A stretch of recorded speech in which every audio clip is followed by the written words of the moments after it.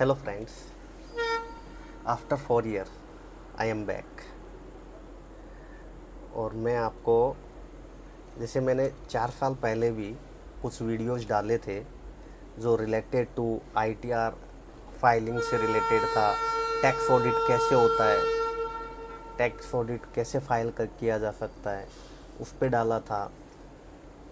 मैंने बताया था कि कंपनियों को लोन लेने के लिए सीएमए डेटा प्रिपेयर करना पड़ता है, वो कैसे बनाया जाता है, वो भी मैं वीडियो वापस बनाने वाला हूँ।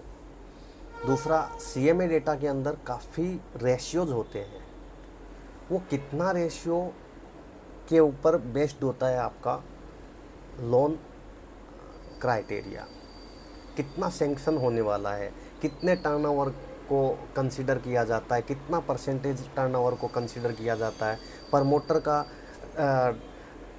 इक्विटी टू डेप्थ रेशियो कितना होना चाहिए, ये सब मैं आपको एक्सप्लेन करूँगा उसी वीडियो में। आज के दिन मैं आपके लिए लेके आया हूँ क्योंकि मेरे काफ़ी फ्रेंड्स ने मेरे को कॉल करके बहुत ही परेशान कर दिया था कि भाई आईटीआर फाइल नहीं हो रहा है क्या अभी, क्योंकि मई मंथ एंड होने में आ गया है और आईटीआर का कोई सुध-बुध ही नहीं है भाई।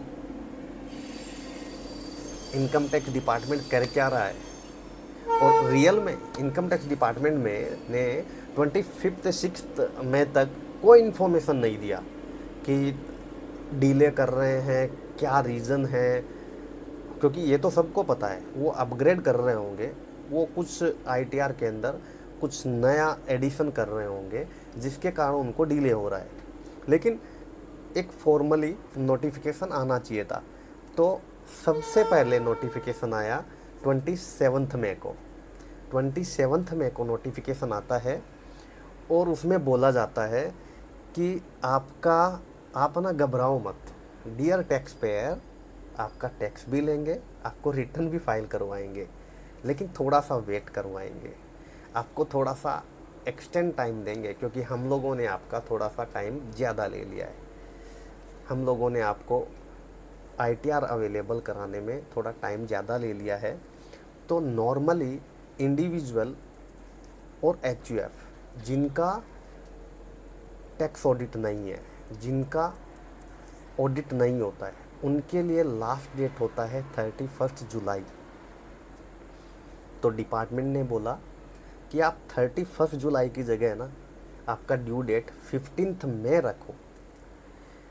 मीन्स आपको 1.5 मंथ हम आपको एक्स्ट्रा दे रहे हैं, जो कि हम लोगों ने आपका आईटीआर अवेलेबिलिटी में थोड़ा डिले कर दिया था, उसके अगेंस्ट में हम लोग आपको 1.5 मंथ एक्स्ट्रा दे रहे हैं ड्यू डेट के लिए, क्योंकि इसमें काफ़ी प्रोफेशनल पर्सन हैं, उनका भी स्टार्ट हो ही जाता लेटर जाना, डेट को एक्सटेंड करो, डेट को एक्सटेंड करो end of the July month के आसपास। और ये एवरी ईयर होता है। मोदी गवर्नमेंट आने के बाद में थोड़ा सा टाइम लाइन को थोड़ा स्ट्रिक्ट किया है। उससे पहले तो जब हम लोग अपने आर्टिकलशिप में थे तब तो हम लोग देखते थे जैसे 31 जुलाई जाने को होता था, हम लोग बोले थोड़ा सा रिलीफ मिलने वाला है, लेकिन सडनली नोटिफिकेशन आता था 30 जुलाई या 31 जुलाई को कि 1 महीने के लिए या 15 डेज़ के लिए आपका डेट एक्सटेंड किया जाता है। तो फिर से हम लोगों को रात को 2-2 बजे तक बैठना पड़ता था। तो आज के टाइम पे ये थोड़ा सा कम कर दिया है। लास्ट टाइम तो शायद 7 डेज़ का कुछ दिया था extension. Most of last 2 and 3 year का मैं देखूँ, कोविड को छोड़ दे तो एक्सटेंड किया नहीं था। तो अभी हम लोग आज के टॉपिक पे आते हैं कि इस बार इन्होंने 1.5 मंथ का एक्सटेंशन दिया है।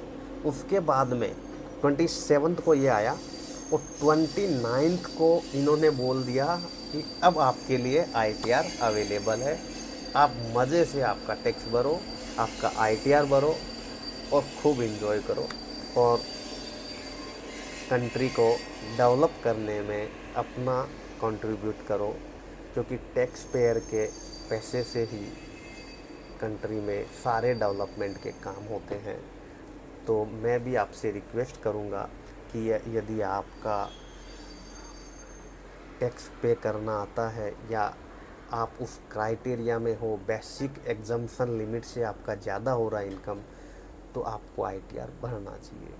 क्योंकि आज के दिन आईटीआर आपको हर एक फील्ड में लगता है। यदि आप कोई होम लोन लेने जाओगे या कार लोन लोगे तो आपको आईटीआर का डिमांड सबसे पहले होता है। तो मैं आपको अगेन रिक्वेस्ट करता हूँ कि आप भी कंट्री को डेवलप कराने में आपका योगदान करें और आईटीआर भरें, और जितना टैक्स बनता है आप सेल्फ असेस करें और उस टैक्स को भरें। Thank you very much.